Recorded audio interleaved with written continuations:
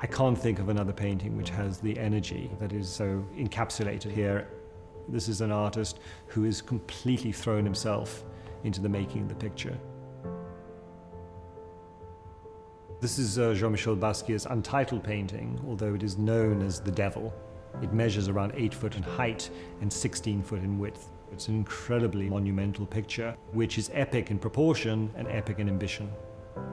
The painting was painted in 1982, which is really the prime year for Jean-Michel Basquiat's work. He emerged on the art scene at the end of 1981 and was literally propelled from no one to the #1 artist of the moment. This was a time where there was a massive rejection of minimalism and this great return to painting. He's looking at Jackson Pollock, he's looking at de Kooning, Cy Twombly, Franz Kline as his heroes, but he's doing something completely original. This is part of an amazing group of pictures that come out of his work in Modena Italy.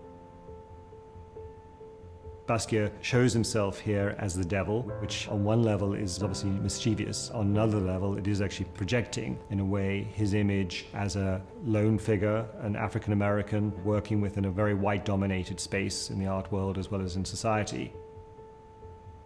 You'll notice that this figure is skeletal, and if one looks throughout the career of Basquiat, the figure of death is very present. This is also coming out of the experiences of his daily life, where he is testing the boundaries of what he can do, specifically with drugs and specifically with a lifestyle which obviously ended with a very early death. Basquiat was a fantastic draftsman. He was someone who had this incredible ability of describing with the most modest means the fullness of a form. With really the minimum of brushwork, he's been able to create something which is totally descriptive. In this painting in particular, you see this total freedom of the way he uses the large expanse of the canvas. He's obviously thinking about that all-over painting style of Jackson Pollock.